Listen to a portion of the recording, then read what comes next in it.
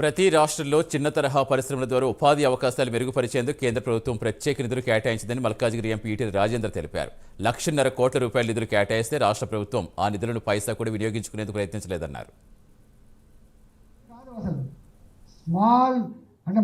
Small scale industries మొదలుపెట్టి medium scale industries వరకు ఇవి ఎంప్లాయ్మెంట్ జనరేషన్ కేంద్రాలుగా వరదలుతున్నాయని చెప్పి 1,00,000 కోట్ల రూపాయలు రుణాలు పంపు చేసి వాటికి ఇంట్రెస్ట్ సబ్వెన్షన్ ఇచ్చి ముందు తీసుకుపోతున్న విషయం మీకు తెలుసు.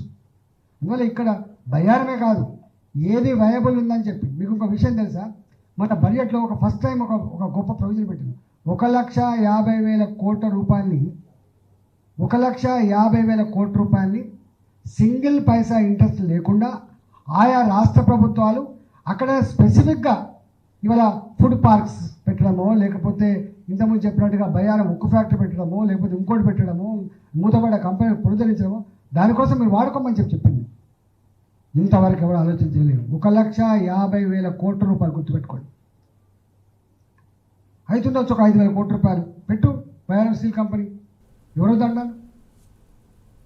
రాష్ట్రంలో ఇక్కడ ఎంప్లాయ్మెంట్ జనరేషన్, ఈ రాష్ట్ర పురోభివృద్ధి మనకు ఉండాలి కదా కనీసాన్ని.